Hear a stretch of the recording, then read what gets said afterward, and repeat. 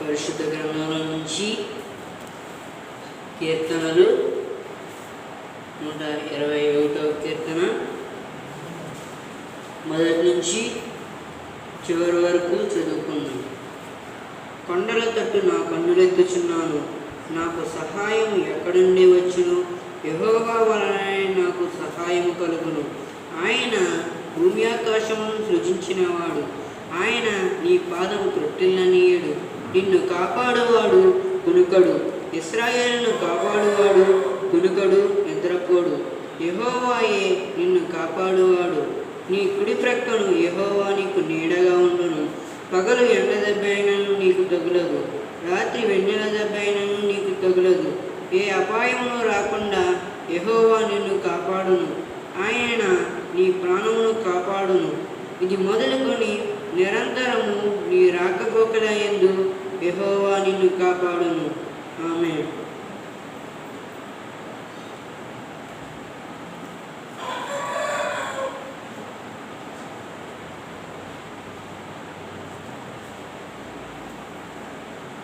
Praise the lord. Hallelujah. దేవుని పరిశుద్ధ ఘనమైన నామమునకు మహిమ కలుగునుగాక. మరొకసారి మన యేసుక్రీస్తు సువార్త సంఘ ఆధ్వర్యంలో దేవుని యొక్క సన్నిధిలో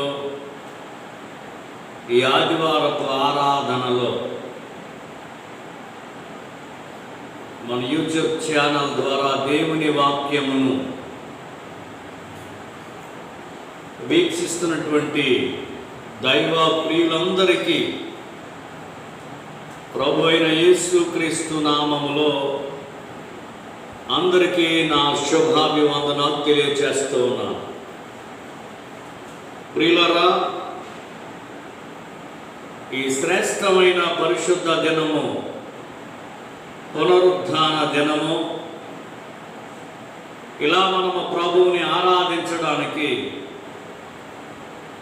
అందరూ ఒకచోట చేరి దేవుని మందిరంలో ఆరాధించే అవకాశం లేని కారణంగా ఈ లైవ్లో దేవుని వాక్యాన్ని అందించాలనేటువంటి ఓ నిర్దిష్టమైనటువంటి సంకల్పంతో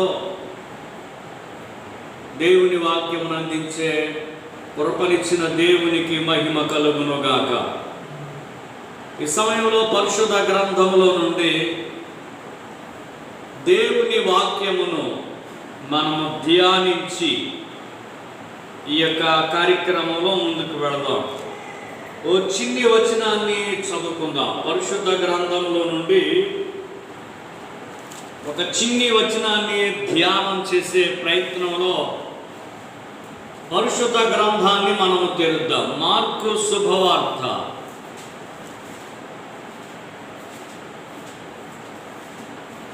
7వ అధ్యాయము 23వ వచనాన్ని ఒకసారి చదువుదాం. మార్కు సువార్త, అందరూ బైబిల్ కలిగి ఉండండి, అందరూ బైబిల్ చూడండి, దేవుని వాక్యాన్ని వినే ప్రయత్నంలో మార్కు సువార్త 7వ అధ్యాయము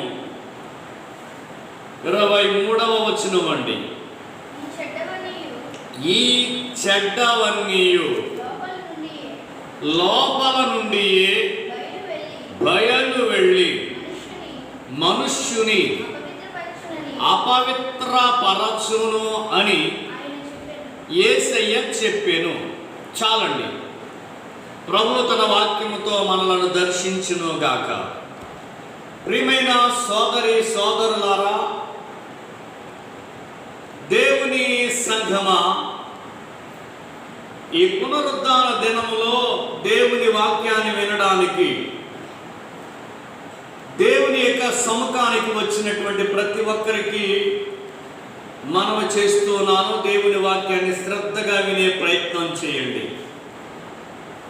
గత పునరుద్ధాన దినమైన ఆదివారపు ఆరాధనలో చెడ్డదానిని అసహించుకోండి, మంచిదానిని హత్తుకోండి అనే ఓ దైవ సందేశాన్ని అందించడానికి దేవుడు కృపించారు. క్రైస్తవుడా హత్తుకో అనే ఆ అంశాన్ని గత ఆదివారం మనం ధ్యానించాం. అయితే ఈరోజు మనం ధ్యానం చేయబోతున్నవి ఏమిటంటే, క్రైస్తవుడు మంచిదానిని హత్తుకోవాలి.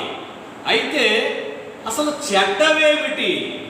గత వారం చెప్పుకున్నా, మంచిదానిని హత్తుకునే అన్యుడు దేవుడు విలేయుడు, ఎండిపోయిన చెట్టుగా చూడడు, కుమారులు కుమార్తెలు అనుకునే కంటే మంచి పేరు ఇస్తాడో, తన ప్రాకారంలో తన ఇంట్లో భాగం ఇస్తాడు అనే ఒక అద్భుతమైనటువంటి పేరు కూడా పెడతాడని గత వారం ఆ దేవుని వాక్యాన్ని ధ్యానం చేయడానికి దేవుడు మనకు మంచి సమయాన్ని ఇచ్చాడు. అంచేత ఈరోజు అసలు చెడ్డవేమిటి, చెడ్డదానిని అసహించుకోవాలి అంటే, చెడ్డదానిని విసర్జించాలి అంటే, చెడ్డదానిని కాదనుకోవాలి అంటే, చెడ్డదానిని వదులుకోవాలంటే, చెడ్డదానిని మానుకోవాలి అంటే, చెడ్డదాని మీద అసహ్యత పెంచుకోవాలి అంటే ముందుగా మనకేమి తెలియాలంటే ఏది చెడ్డవో మనకు తెలిస్తే బాగుంటుందని ఆలోచన. ఏది చెడ్డవి, ఏవి చెడ్డవి, ఏది చెడిపోయింది.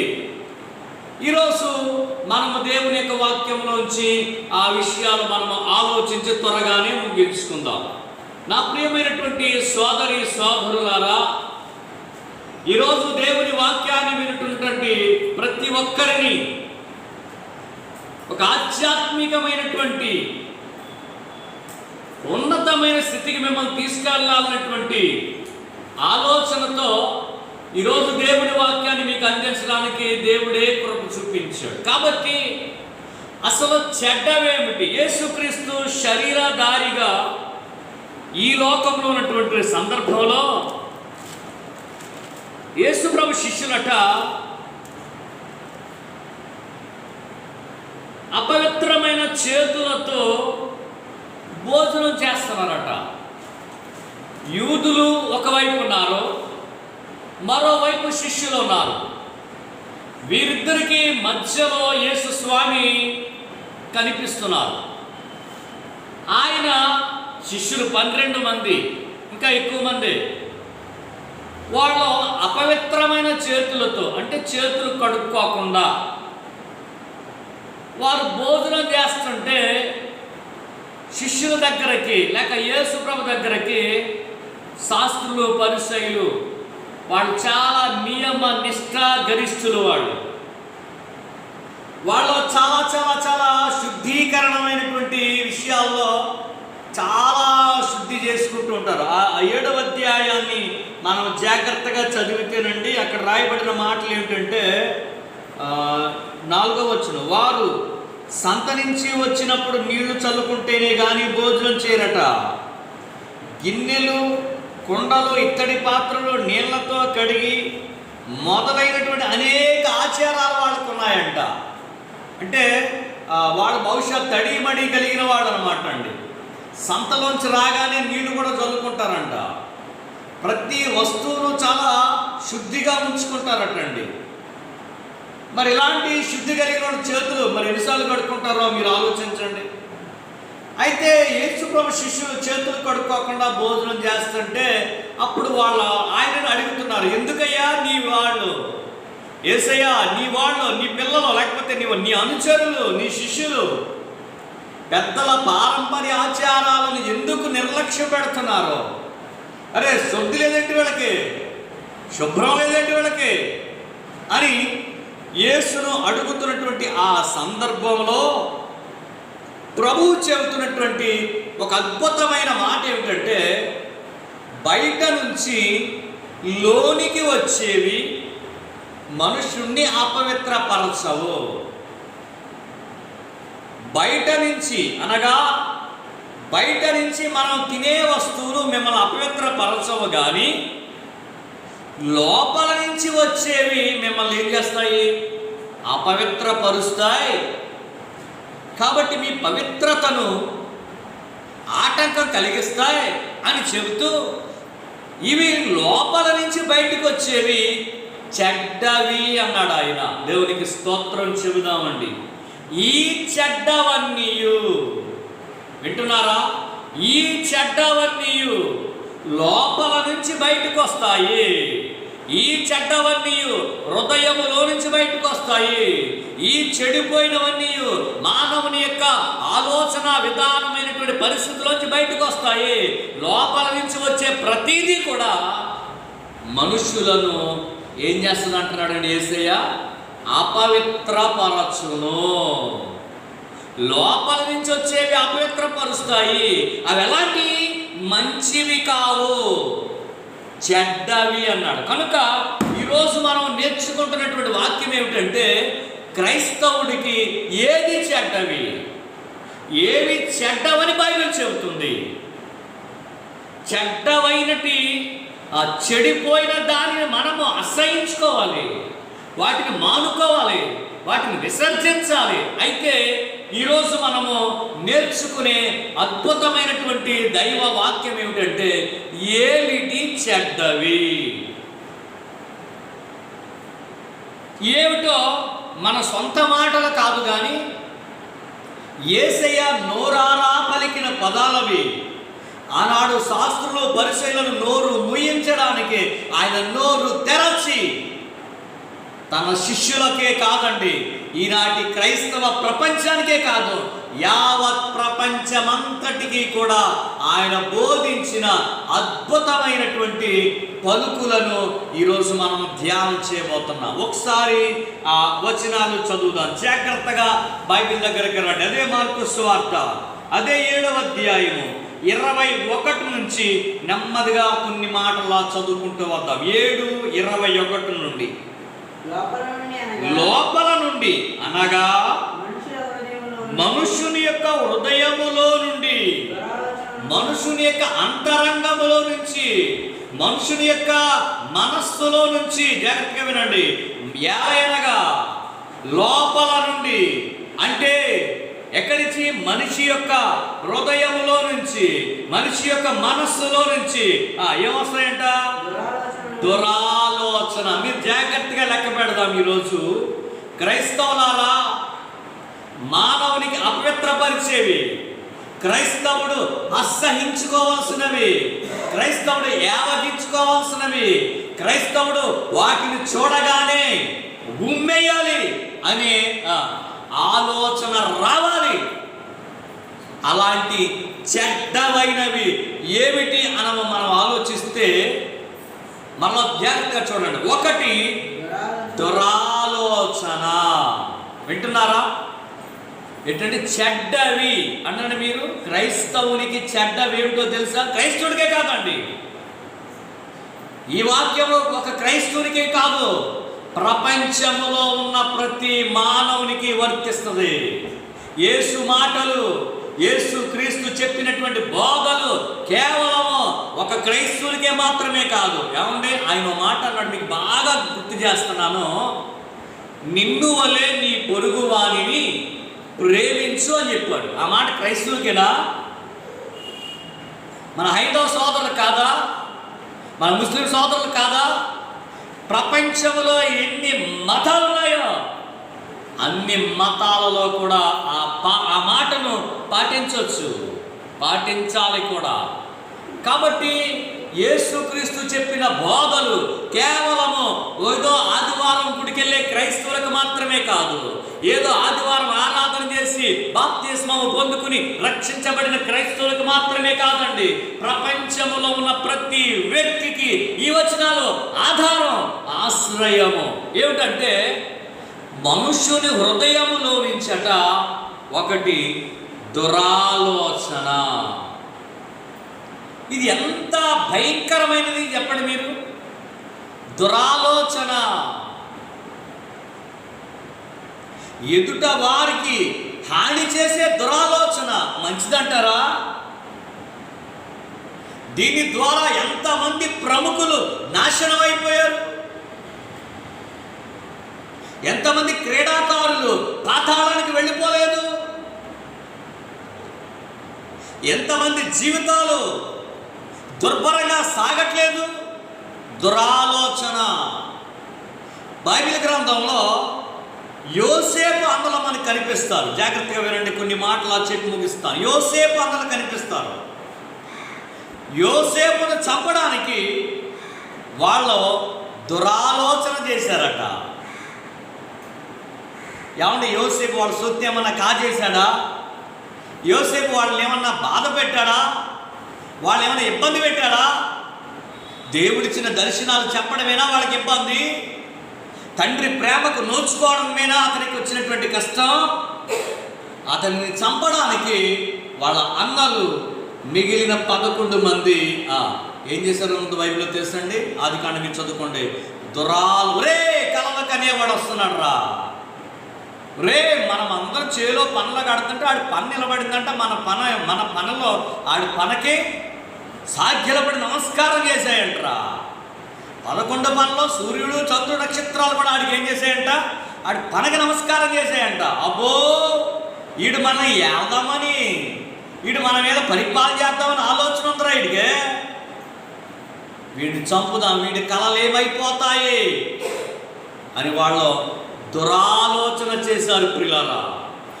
దురాలోచన చేసినటువంటి వాళ్ళ జీవితాలు ఏమయ్యాయి, ఎంత దుర్భరమైన మీరు ఒకసారి చదువుకోండి బైబిల్ గ్రంథంలో. వాళ్ళు ఎంత దుర్మార్గపు ఆలోచనతో బ్రతికారో. చివరికండి ఆ యోసేపే వాళ్ళకి గతయ్యాడు. ఆ యోసేపే వాళ్ళకి ధాన్యాన్ని ఇచ్చే ఒక యజమాని అయ్యాడు. ఆ యోసేపే వాళ్ళకి ఆహారం పెట్టాడు. కరువులో ఆయనే కాపాడాడు. కరువులో వాళ్ళనే కాదండి, మొత్తం ఆ ఐగుప్తు దేశం అంతటిని కాపాడడానికి ఒక ప్రభువుగా, ఒక రాజుగా దేవుడు అతను ఎన్నుకున్నాడు. నా ప్రియమైనటువంటి సోదరి సోదరులారా, మీకు జ్ఞాపకం చేస్తున్నాను, దురాలోచన చెడ్డవండి. ఈ రోజున మనం నేర్చుకుంటున్నా క్రైస్తవునికే కాదు ప్రపంచానికే వాక్యమును బోధిస్తున్నటువంటి ఆ యేసు క్రీస్తు యొక్క మనస్సులో ఉన్నటువంటి మాటలు చెడ్డవి.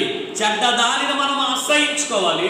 చెడ్డదానిలో మొట్టమొదటిది ఏమిటంటే దురాలోచన. ఇంకా కొంచెం క్రిందకి చదువుదాం.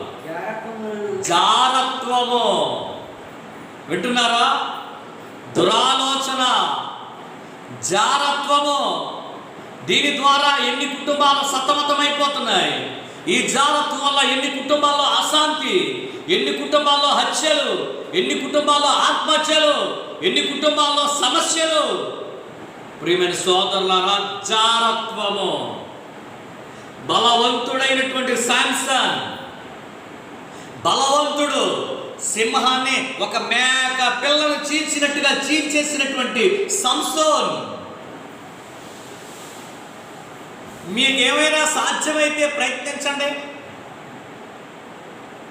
300 నక్కలు పట్టుకోగలరా మీరు? వాడు దొరకదు, మీకు ఒకడు దొరకదు. ఎందుకంటే చూద్దామన్నా ఆ బొమ్మల్లో తప్ప 300 నక్కలను పట్టుకుని 2 తోకలు మూడేసి పిలిస్తీ చేలోకి దీపాలు పెట్టి వదిలేసినటువంటి మహాబలవంతుడు తాళతో బంధిస్తే ఏదో చిన్న దారముగా తెప్పిపాడేశాడట. అలాంటి వ్యక్తి జారత్వానికి లోనై గుడ్డివాడై దాగోను దేవత గుడిలో 2 స్తంభాల మధ్య నిలబడిన సంగతి క్రైస్తవులు మర్చిపోకూడదు. 2 స్తంభాల మధ్య నిలబడి, ప్రభువా ప్లీజ్ అయ్యా ఓసారి జ్ఞాపకం చేసుకోవా, ఒకసారి నన్ను దర్శించవా. జారత్వం యొక్క తాలూకు ఆయన అనుభవించాడండి. ప్రియమైన సోదరులారా, క్రైస్తవునికి చెడ్డవేమిటాయంటే దురాలోచన, తర్వాత జారత్వం. 3వది జాగ్రత్తగా ఉదాహరణతో లెక్కపెట్టి కాస్త సాయం చేయండి. రెండవది చూసాం మనం, జారత్వం. 3వది దొంగతనం. ఆజ్ఞలలో ఒక ఆజ్ఞ కాదండి, నీ పొరుగు వాళ్ళది ఏదియు దొంగతనము చేయరాదు. ప్రియమైన సోదరి సోదరులారా, దొంగతనము చేయరాదు. క్రైస్తవునికి చెడ్డవండి ఇవన్నీ. ఏంటంటే బాబు మంచి చెప్పండి. అవును, చెడ్డవి మానేయాలి అంటే ముందవేంటో నీకు ఎరగాలి కదా. అవి నీకు తెలిస్తే దీపం కాలతాదని నీకు తెలిస్తే దాన్ని ముట్టుకోవు. నీకు తెలవలేదనుకోండి, నువ్వు ఎరగలేదనుకోండి, అందులో కాలెడతావు, అందులో చేయడతావు. అందులో కాలు పెట్టినా చేయి పెట్టినా ఇది కాలుద్ది అన్న ఆలోచన నీకు తెలిస్తే దరిదాపుల్లోకి వెళ్ళవు. నా ప్రియమైనటువంటి దేవుని విశ్వాసులారా, క్రైస్తవ జీవితాన్ని సాగిస్తున్నటువంటి సోదరి సోదరులారా, క్రైస్తవునికి చెడ్డవేమిటంటే దురాలోచన, 2వది జారత్వము, 3వది దొంగతనం. ఏంటండి వింటున్నారా? ఇదేంటండి బాబు, దేవుడు నమ్ముకున్న వాళ్ళు కూడా దొంగలు ఉంటారా? దేవుని సొమ్మును దొంగిలించే దొంగలు, ఇతరుల ఆస్తులను దొంగిలించే దొంగలు. అర్థమవుతుందండి? దొంగతనము. బైబిల్ గ్రంథంలో యెహోషువ కాలంలో నుండి ఇశ్రాయేలీలందరూ కూడా యెరికోను జయించారు. చాలా బలమైన పట్టణం యెరికో, చాలా బలమైనటువంటి పట్టణం యెరికో. యెరికో పట్టణాన్ని వాళ్ళు పెద్దగా యుద్ధం ఏమీ చేయలేదండి. యెరికో పట్టణానికి వాళ్ళ కత్తులు, ఆయుధాలు ఏమి ఉపయోగించలేదు. యెరికో పట్టణం కోట గోడ చుట్టూ రోజుకోసారి తిరిగారు. 7వ రోజున 7 సార్లు తిరిగారు. యెరికో పట్టణం కోట గోడ కిందకి దిగిపోయింది. చాలా సంతోషం.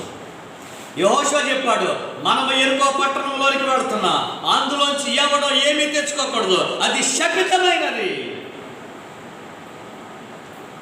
ఆకాను అనేవాడండి, ఆకాను అనేవాడికి బంగారపు కమ్మి కనిపించిందంటండి.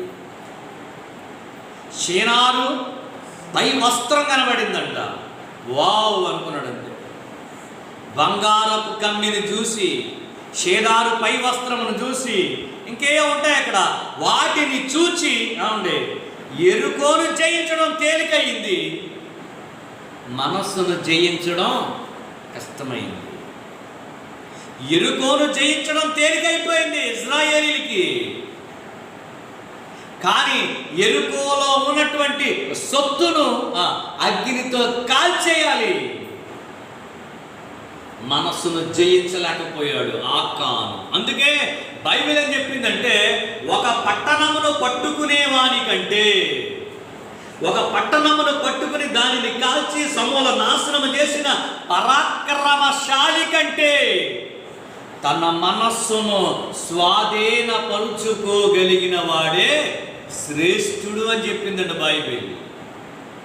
మనస్సును స్వాధీనపరుచుకోగలిగినటువంటి వ్యక్తే శ్రేష్ఠుడంట. నా ప్రియమైనటువంటి దేవుని సంఘమా, నా ప్రియమైనటువంటి క్రైస్తవ స్నేహితులారా, మీకు అర్థమవుతుందా?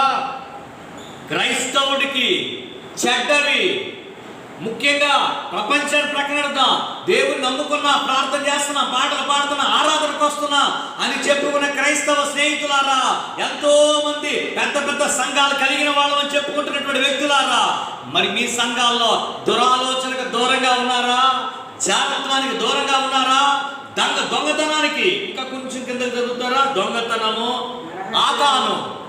ఆకాను ఎంత భయంకరమైన పని చేశాడు తెలుసు కదండి. అతని వలన ఇజ్రాయెల్ అందరికీ ఓటమి వచ్చిందండి. ఆ ఆకాను వలన ఇశ్రాయేలు అందరూ ఏడుస్తున్నారు. వాళ్ళకి నాయకుడైన యెహోషువ తలను భూమి ఆంచుకుని బట్టలు చెప్పుకుని ఆ బూడిద నెత్తి మీద వేసుకుని, అయ్యో ప్రభువా, నా దినాల్లో ఎవరు నా ఎదుట నిలబడరని వాగ్దానం చేశా కదా ప్రభువా, ఇప్పుడు ఈ యొక్క అపజయం ఎందుకు వచ్చిందయ్యా? మేము ఎందుకు ఓడిపోయామయ్యా? మేము ఓడిపోవడం గల కారణం ఏంటయ్యని బోరున ఏడుస్తున్నాడండి. ఒక చిన్న దొంగతనం మొత్తం ఇశ్రాయేలీలకు వాటమి లేకుండా ప్రయాణం సాగిస్తున్నటువంటి యెహోషువకు వాటమి తెచ్చిపెట్టింది. ప్రియమైన దేవుని సంఘమా, నీ జీవితంలో దేవుని సొమ్మును దొంగిలిస్తున్నావా? నువ్వు చాలా సందర్భాల్లో ఓడిపోయావు. నీ కుటుంబాన్ని వాటమిలో ఉంచేసా, నీ కుటుంబం అంతా ఓడిపోయే పరిస్థితికి వచ్చింది. దొంగతనం. ఇంకెక్కడ పోయి చదువుదాం. నరహత్య. ఏమిటండి? నరహత్య. ఇది ఇంకా ప్రమాదకరమైంది. క్రైస్తవులు బహుశా ఎంత బరి తెగించలేనటువంటి క్రైస్తవులు బహుశా ఉండొచ్చేమో. నరహత్య. క్రైస్తవ దేవుని పిల్లలారా, ఒక్కొక్కటి ధ్యానం చేస్తున్నా. ఇంకా 5వది వ్యభిచారము. మీరు వినాలి దేవుని యొక్క పిల్లలారా, వ్యభిచారం. ఇశ్రాయేలీలు ఒక దేశానికి వస్తున్నారు, ఒక ప్రాంతం నుంచి మరో ప్రాంతానికి కదులుతున్నారు. ఓ ప్రాంతానికి వచ్చిన తర్వాత మోయాబు స్త్రీలతో వారు పాపం చేయటం ప్రారంభించారట. మోయాబు స్త్రీలతో వాళ్ళు పాపం చేయడం ప్రారంభిస్తే కొన్ని వేల మంది చనిపోయారండి. బిలాము ఇచ్చినటువంటి దుర్బాధతో బిలాము యొక్క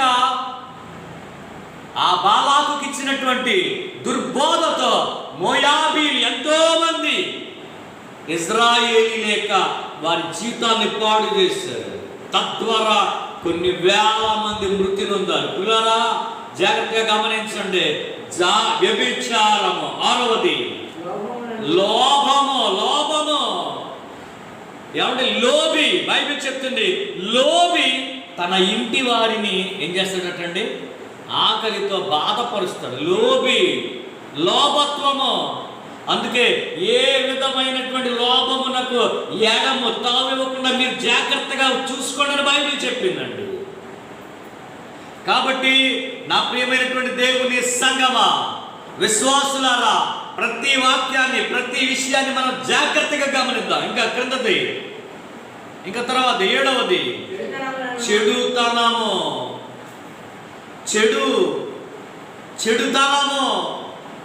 ఏమంటే చెడిపోయిన మనస్సు. ఎందుకంటే మన భారతదేశమే కాదండి, ప్రపంచమంతా ఇప్పటికే చెడిపోయింది. ఎంతో మంది పాపపు దురాలోచనతో చెడిపోయారు. ఎంతో మంది దురేచ్ఛలతో చెడిపోయారు. దురాశలతో ఏమంటే చెడిపోయినటువంటి మన ప్రాచీన స్వభావమును యేసుక్రీస్తు రక్తము చేత కడుక్కుందాం. ఇంకా చదవండి.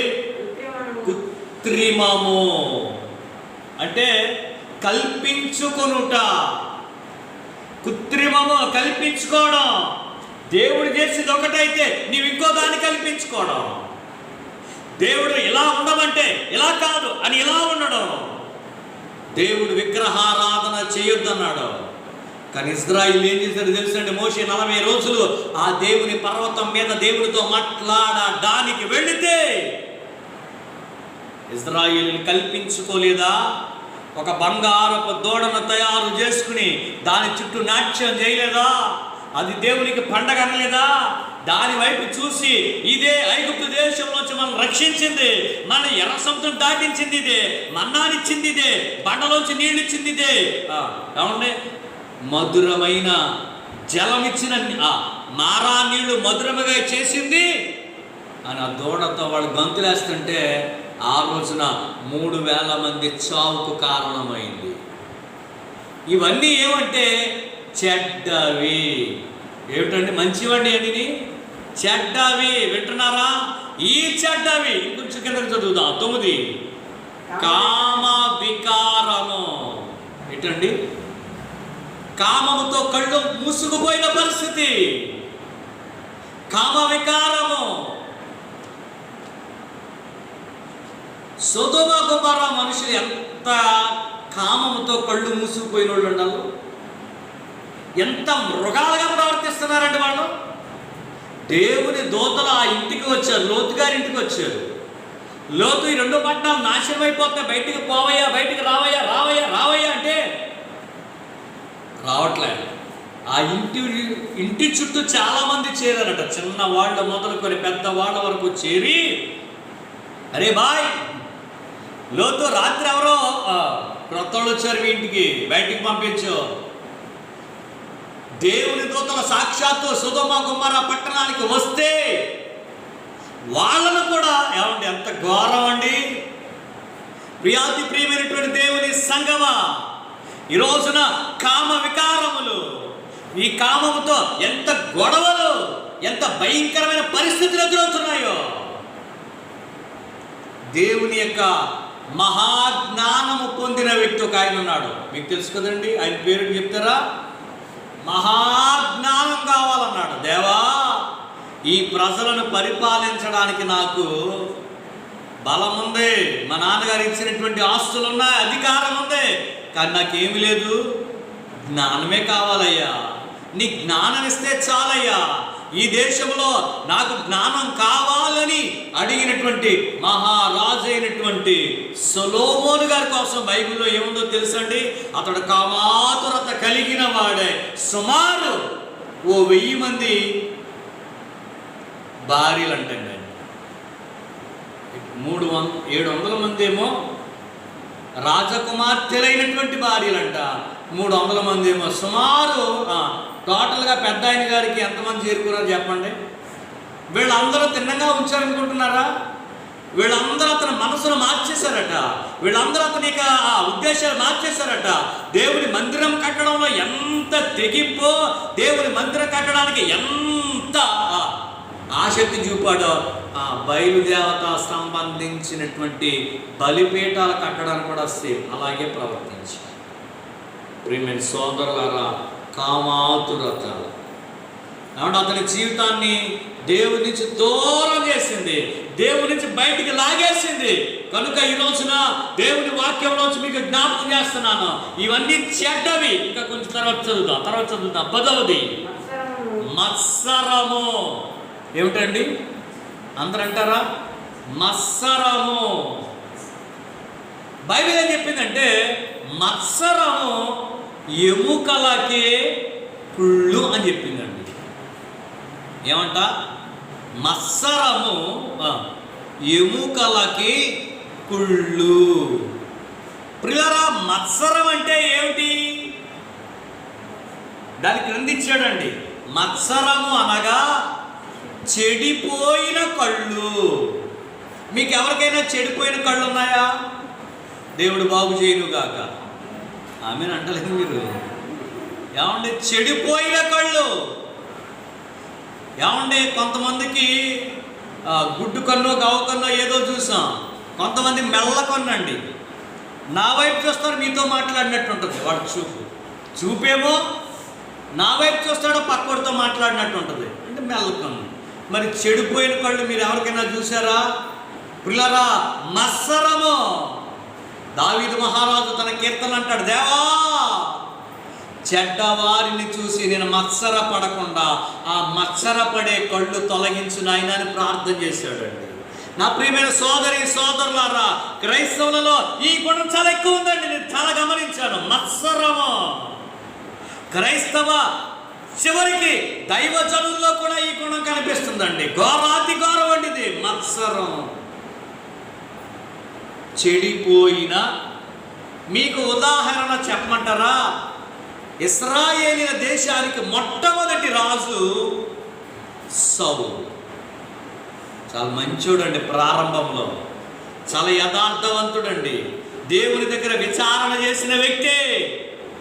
ఓ సందర్భంలో, ఓ యుద్ధంలో ఓ చిన్నోడు బచ్చేగాడు తనకంటే 1000 రెట్లు బలవంతుడైనటువంటి గొల్లియాతును హతమార్చాడండి. ఏం పెద్ద ఆయుధాలు ఏం కదండి, ఏదో చిన్న నున్నటి రాయితో వరిసలతో కొట్టి అతను హతమారిస్తే జనమందరూ కూడా, స్త్రీలందరూ కూడా ఏం చేశారంటే పాటలు పాడుతున్నారు. దేవుడిచ్చినటువంటి ఆ విజయోత్సవ ర్యాలీలో పాటలు పాడుతున్నారు. ఏమంటే ఏంటో పాటలు? సౌలు వేల కొలది, దావీదు 10,000 కొలది. సౌలు 1000 కొలది, దావీదు 10,000.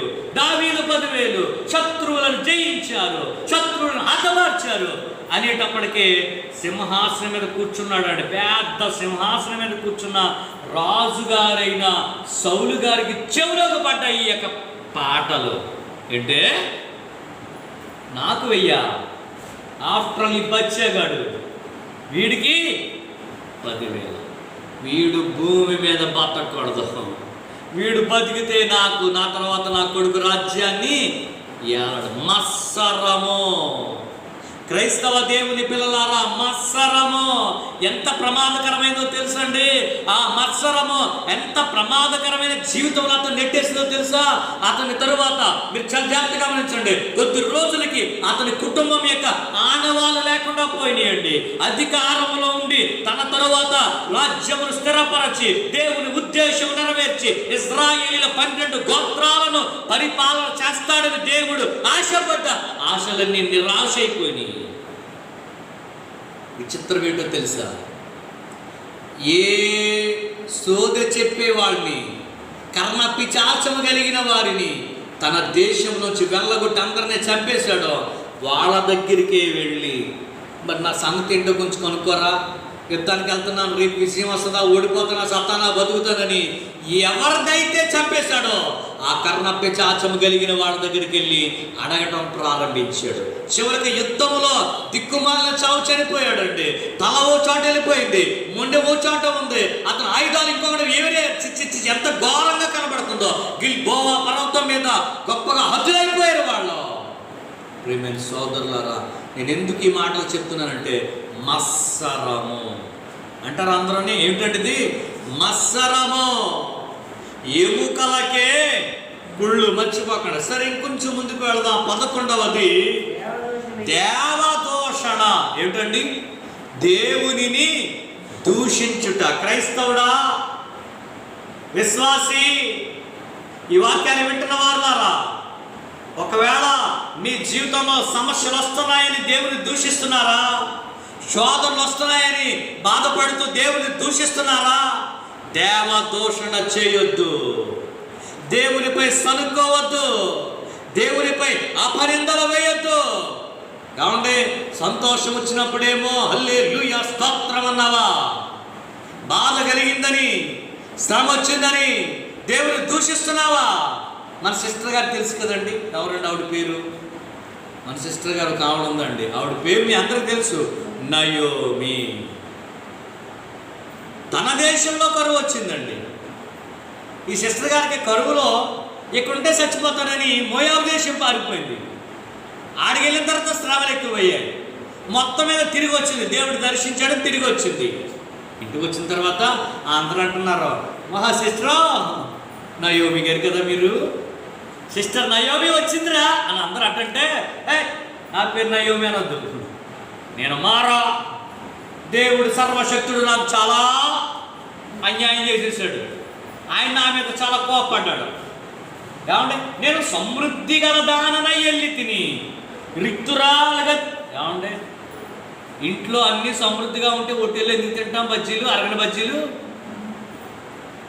ఏమంటే అయ్యేమో గాండేసి కొడితే అనుకొచ్చేలా ఉన్నాయా బజ్జీలు? ఏమంటే సమృద్ధి కలిగినటువంటి స్థితి ఉంటే బయటికి ఎందుకు వెళ్తాం? కొన్ని సంఘాల్లో విశ్వాసులు పంచిపెడుతుంటారండి. పాపం వాళ్ళు ప్రేమతో పంచిపెడుతుంటారు.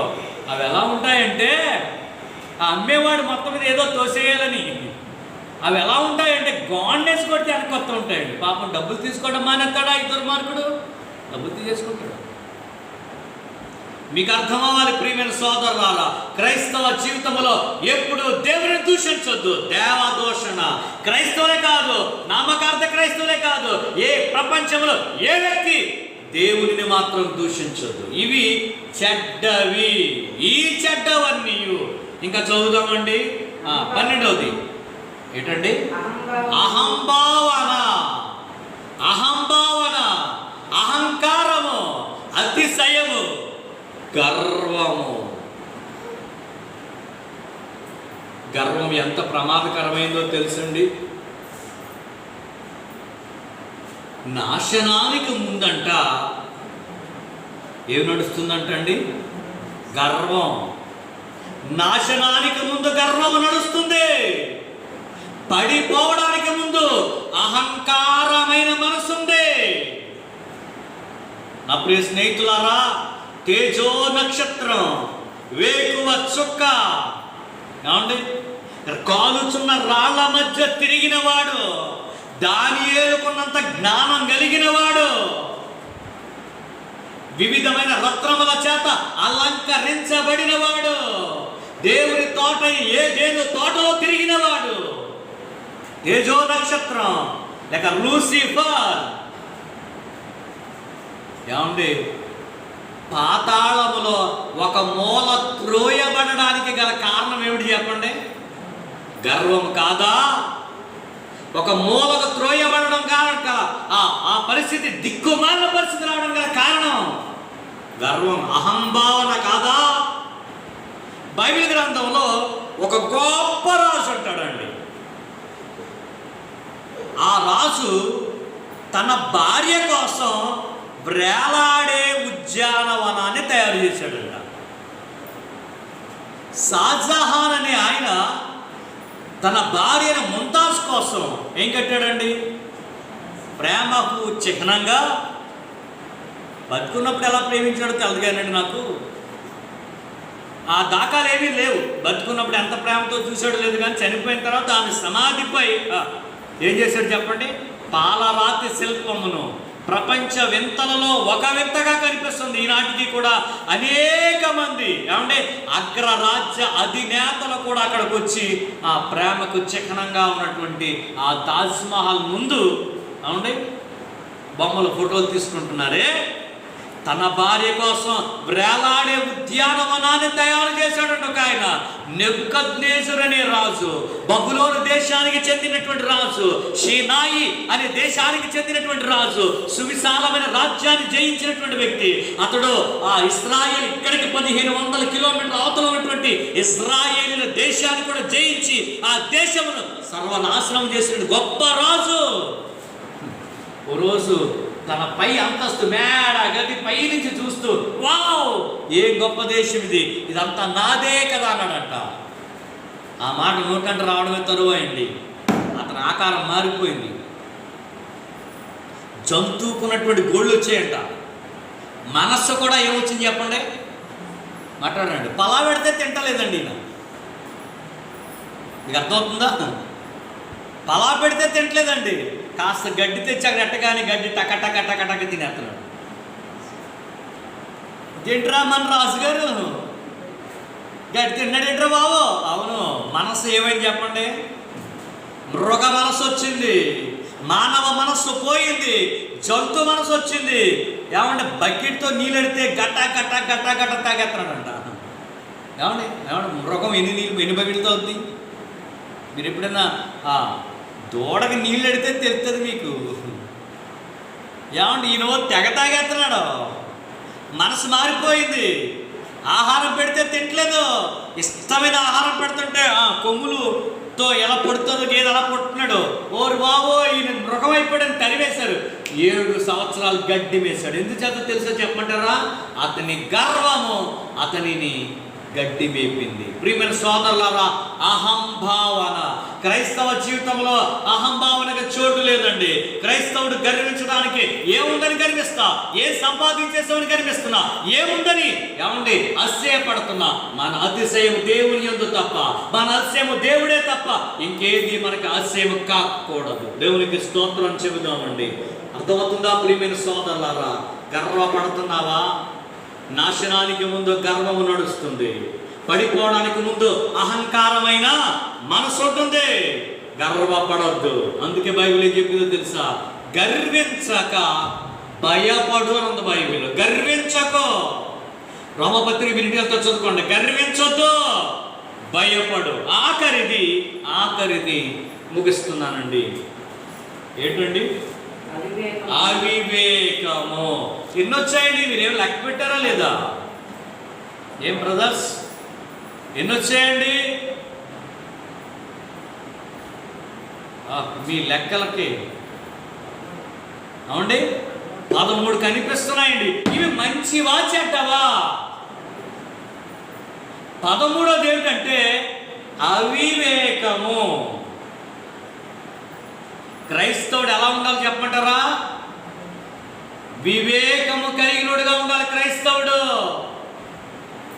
యేసుక్రీస్తు తన శిష్యులను భూలోకానికి సాక్షులుగా పంపిస్తున్నప్పుడు ఆయన ఏమన్నాడు చెప్పమంటారండి? శిష్యులారా, మిమ్మల్ని లోకానికి పంపుతున్నాను. మీరు ఎలా ఉండాలో తెలుసా? పాములాగా పావురములా ఉండాలి. పావురము వలె నిష్కాపట్యము కలిగిన వాళ్ళుగా ఉండాలి. పాము వలె వివేకిగా ఉండాలి. వివేకి బండ మీద ఇల్లు కట్టుకొనెను, అవివేకి ఇసుక మీద కట్టుకొనెను. ఇప్పుడు క్రైస్తవుడు ఎలా ఉండాలి చెప్పండి? వివేకమైన మనసు కావాలండి. వివేకం లేకపోతే భక్తిలో కొనసాగలేము. వారి అవివేకము బయలుపడితే వారు ముందుకు సాగరంటాడు తిమోతికి భక్తుడైనటువంటి పేతురు గారు, పౌలు గారు రాస్తూ. అవివేకి ముందుకు సాగడు, అవివేకి భక్తిలో ముందుకు వెళ్ళలేడు, అవివేకి భక్తిపరమైన భావాలతో జీవించలేడు. కాబట్టి మనం ఎలా ఉండాలి? వివేకి అంటే ఏమిటో చెప్పమంటారా? నీ పని నువ్వు చేయటం. అర్థమవుతుందండి?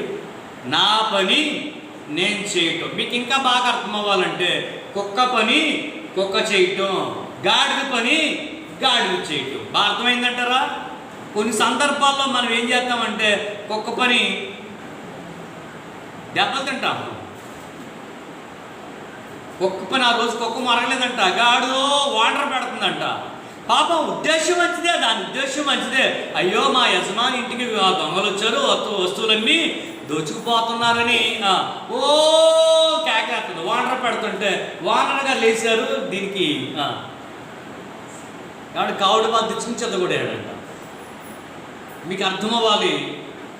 నేను ఎందుకు ఈ మాటలు చెప్తున్నానంటే వివేకిగా బ్రతకాలి, వివేకమైన వ్యక్తిగా ఉండాలి. క్రైస్తవుడు, ప్రపంచంలో ఉన్నటువంటి దేవుని పిల్లలారా వివేకంగా బ్రతకండి. ఒకసారి సమూయేలు గారు రావడం ఆలస్యమైందంట. యుద్ధానికి వెళ్ళిపోతున్నారు. సమూయేలు చెప్పాడు, యుద్ధానికి వెళ్తున్నారు కాబట్టి నేను వస్తాను బలేస్తాను, నేను వస్తాను సమాధానం బలేస్తాను, నేను వస్తాను దేవుని శాంతించిన తర్వాత అప్పుడు యుద్ధానికి వెళ్తారు, కానీ మీరు తొందరపడద్దు అంటే సమూయేలు కోసం సౌలు గారు 7 రోజులు ఉన్నాడంటండి. ఎన్ని రోజులమ్మా? 7 రోజులు వెయిట్ చేశాడండి. 7 రోజుల్లో ఆయన ఏం చేయట్లేదు. ఇంకా ప్రొద్దుట లేచాడు, బోర ఊదారు, బాకా బాకా నాదం వినబడగానే సైనికులందరూ టక్ లేచిపోయారు, కత్తులు ఆయుధాలు సిద్ధం చేసుకున్నారు. తీరా పాస్టర్ గారు ఇంకా దైవజనుడైన దీర్ఘదర్శి అయిన సమూయేలు గారు ఇంకా రాలేదు, పాస్టర్ గారు ఇంకా రాలేదు. వెయిట్ అని మరలా వచ్చింది. సాయంకాలం వరకు వెయిట్ చేశారు, ఆయన రాలే. మొదటి రోజు అయిపోయింది, రెండవ రోజు, 3, 4, 5, 6, 7వ రోజు కూడా జరిగిపోతుంది. సౌలు గారు కంగారయ్యాడు. 7 దినాలు దైవజనుడి కోసం ఎదురు చూశాడండి. మీ దైవజనుడి కోసం ఒక్కరోజు ఎదురు చూడగలవా? నీ దైవజనుడు నీకు ప్రార్థన చేయడానికి ఏమంటే ఆయన వస్తానని చెప్పాడు. ఒక్కరోజు నువ్వు ముహూర్తం దాటిపోతుంటూ తెగ చూసేస్తావు, దిక్కులు ఇంకా రావట్లేదేంటి దిక్కుమాలోడు. ముహూర్తం దాటిపోతుంది దైవజనుడి కోసం. ఏమన్నా ముహూర్తం చూసావు కానీ దేవుడిని దైవజనుడు చూడలేకపోయావే? ఏది అవి వివేకమేది? ఏది నీ యొక్క వివేకమైనటువంటి పరిస్థితి ఏమైంది? వడవడో పెట్టినటువంటి ముహూర్తం చూసా, తారీఖు చూసా, తిథి చూసా, నక్షత్రం చూసా, అదేనా నీ వివేకం?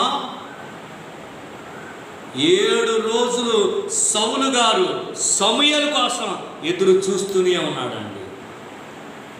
7 రోజులు జరిగే తంతు చూసి సైనికులు ఇంకా మన యుద్ధం వెళ్ళకరిద్దులే, మన పాస్టర్ రాడేమనుకుని సైనికులు కూడా పెద్ద పట్టించుకోవట్లేదు. ఇలాంటి పరిస్థితుల్లో సైనికులందరూ తలో చోటుకి వెళ్ళిపోతున్నారని, యుద్ధం మోపుగా జరిగిపోద్దేమని, యుద్ధంలో అపజయం ఎదురొస్తుందేమోని ఈయనే నిలబడిపోయి బలిపేట మీద నిలబడిపోయి దేవునికి బలి చేసేస్తున్నాడు. బలైంది. సమూయేలు వచ్చాడు. సౌలా ఏం చేశాను? మరి నువ్వు రాలేదు. సమూయేలు అంటారు, నీవు అవివేకపు పని చేసితివి. కాబట్టి ప్రియమైన సోదరులారా, ప్రియమైన దేవుని పిల్లలారా, సౌలు అవివేకపు పని చేశాడు. ఆ అవివేక పనితో సింహాసనాన్ని కోల్పోయాడు, రాజ్యాన్ని కోల్పోయాడు, తన స్థితిని కోల్పోయాడు. మీరు అలా ఉండొద్దని మరొక్కసారి మీకు జ్ఞాపకం చేస్తున్నాను. ఈ రోజున పరిశుద్ధ గ్రంథములో యేసయ్య చెప్పినటువంటి 13 చెడ్డవి మన ఎదుట ఉన్నాయి. 13ని ఓ పేపర్లో మీరు రాయండి. 13 ఒక పేపర్లో రాసి ఏమైనా ఉందా? ఈ 13లో ఏదో ఒక లక్షణం నాలో ఉందా? ఈ 13లో ఏదో ఒక లక్షణమైన నీలో ఉంటే నువ్వు నిజమైన క్రైస్తవుడవు కావు, నిజమైన క్రీస్తు పత్రికవు కావని మరొకసారి ఘంటాపదంగా తెలియజేస్తున్నాను. ఈ 13 చెడ్డవి, ఇవి మంచివి కావు, ఇవి మంచివి కానే కావండి. ఈ చెడ్డవన్నీ కూడా అపవాది నుంచి బయటకు వచ్చాయి. ఈ చెడ్డవన్నీ దేవుని నుంచి కాదు, ఈ చెడ్డవన్నీ లోకంలోంచి బయటకు వచ్చాయి. ఈ చెడ్డవన్నీ అన్యాయం ద్వారా బయటకు వచ్చాయి. ఈ చెడ్డవన్నీ అపవిత్రుడైనటువంటి దురహంకారైనటువంటి ఆ మత్సరమైన వ్యభిచారమైన దొంగ ఏదైనా, ఇవన్నీ కూడా అపవాది అపవాది అపవాది అబద్ధానికి జనకుడైన అపవాది నుంచి బయటకు వచ్చాయి. క్రైస్తవుడా, వీటిని నువ్వు ఖచ్చితంగా అసహించుకో. వాటిని చూడగానే ఉమ్మేయాలి అని అంత ఆక్రోశం నీ యొక్క కంట్లో కనబడాలి. వాటిని చూడగానే చి అని ఉమ్మేసేంత ఆ పరిస్థితి నీకు వస్తే అది దేవుని ఆత్మ నీలో పనిచేస్తున్నాడు. ప్రియులారా, మరొకసారి జ్ఞాపకం చేస్తున్నాను. చెడ్డవన్నీ మనుషుని అపవిత్రపరచును. మరొకసారి దేవుని వాక్యంలో ధ్యానం చేస్తున్నటువంటి అద్భుతమైనటువంటి మాటలు. దురాలోచన లెక్కపెట్టండి, జారత్వము, దొంగతనము, నరహత్య, వ్యభిచారము, లోభము, చెడుతనము, కృత్రిమము, కామవికారము, మత్సరము, దేవదూషణ, అహంభావన, అవివేకము, ఇవన్నీ మంచివా చెడ్డవా? మాట్లాడండి. చెడ్డవి. మీరేం చెప్పక్కర్లేదు, బైబిల్ చెప్పింది అలాగని. బైబిల్ దానికి ఆమె అన్నాడు చాలు. ఈ చెడ్డవన్నీ మనుషుణ్ణి పవిత్రం చేస్తాయా అపవిత్రం చేస్తాయా? అందుకే దేవుడు అన్నాడు, ఎన్నాళ్ళు నీవింకా అపవిత్రుడిగా ఉంటావు అని అడిగింది బైబిల్. ఎన్నాళ్ళు ఇంకా అపవిత్రుడిగా ఉంటా? అరే, నేను పవిత్రునైపోయాను అనుకుంటున్నా. ఇవన్నీ మనస్సులో ఉంచుకుని, ఈ చెడ్డవన్నీ హృదయములో ఉంచుకుని, ఈ చెడ్డవన్నీ కూడా హృదయములో దాచుకుని, ఏమండి పైకి ఏమంటుంది తెలుసా? ఏమండి, నేనంతో నాదు జీవితమో, ఏంటండి ఆ పాట? మారిపోయినది. ఎప్పుడు మారే? ఈ 13 పోతే నీ జీవితం మారిపోద్ది. నీ మాటలు మారుతాయి, నీ ఆలోచన మారుతుంది, నీ తలంపులు మారుతాయి, నీ చూపులు మారుతాయి, నీ నడక మారుతాయి, నీ పనులు మారిపోతాయి. నీ ఆత్మీయ జీవితంలో అన్నిటినీ మార్పు చేయగల దేవుని వాక్యం. కనుక నా ప్రియ స్నేహితులారా, ఈరోజు దేవుని వాక్యాన్ని వింటున్నటువంటి క్రైస్తవ దేవుని సమాజమా, జాగ్రత్త. చెడ్డవన్నీ అపవిత్రపరుస్తాయి కాబట్టి చెడ్డ దానిని ఏం చేద్దాం? మనం అసహించుకుందాం, మంచి దానిని హత్తుకుందాం. దేవుడు అలాంటి కృప మనకి దయచేయునుగాక. తలలో ఉంచుతారా? చిన్న ప్రార్థన చేద్దాం. దయచేసి అందరు తలలో ఉంచుతారా? ఈ ఆదివారం ఆరాధన కొరకు వచ్చింది ప్రార్థన చేద్దాం. దయచేసి అందరూ తలలో ఉంచండి. ఈ యొక్క సమయంలో దేవుడిచ్చిన వాక్యమును ధ్యానిస్తున్నాం. మనము వచ్చింది ప్రార్థన చేద్దాం. నమ్మకమైన దేవ, పరిశుద్ధుడైన దేవ, మేము పవిత్రంగా ఉండాలని, మేము పరిశుద్ధంగా ఉండాలని, మేము యథార్థంగా ఉండాలని, మేము నమ్మకంగా ఉండాలని, నీ చిత్తము నెరవేర్చిన వ్యక్తులుగా ఉండాలని, నీ వాక్య ప్రకారంగా బ్రతికే వ్యక్తులుగా ఉండాలని పరిశుద్ధాత్మ మా మధ్య ఉంచి మమ్మల్ని పరిశుద్ధపరచి నీ రక్తము చేత, అమూల్యమైన పరిశుద్ధ రక్తము చేత మమ్మల్ని కడిగి శుద్ధీకరించినటువంటి నీ రక్తపు ప్రభావము చేత తాకబడిన వాళ్ళవై మేము పరిశుద్ధులుగా ఉండడం కొరకే, పరిశుద్ధులుగా ఉండడానికి పరిశుద్ధమైన పిలుపులో మమ్మల్ని పిలిచిన పరమ తండ్రి నీకు వందనాలని ఒకసారి చేతులెత్తానికి స్తోత్రం చేద్దాం అందరం. హల్లెలూయా. ఓ దేవానికి స్తోత్రం. మహాపరిశుద్ధుడైన తండ్రి, అతి మిక్కిలిగా మమ్మల్ని ప్రేమించిన పరమ తండ్రి నీకు వందనాలు. ఈ సమయంలో మరొకసారి నీ పాసందుకు వచ్చాం. ఇలా మేము చేరి ఈ ఆదివారపు ఆరాధనలో నేను స్తుతించే కృప ఇచ్చాను. ఈ యొక్క యూట్యూబ్ లైవ్ ద్వారా దేవుని యొక్క వాక్యమును నీ పిల్లలకు అందించడానికి నీ కృప ఇచ్చాను. చెడ్డ వాటిని అసహించుకునే ముందుగా చెడ్డవన్నిటిని మాకు నేర్పించారు. ఈ 13ని మేము అసహించుకుని నీ కృపలో సాగిపోయే కృప మాకు దయచేయమని, విన్న ఈ మాటలు అందరిలో ఫలింపచేయమని మహిమ ఘనత కీర్తి ప్రభావాలు మా ద్వారా నీవే పొందుకోమని నజరేయుడైన యేసుక్రీస్తు పరిశుద్ధ నామములో స్తుతించి ప్రార్థించుచున్నాము. ఆమేన్.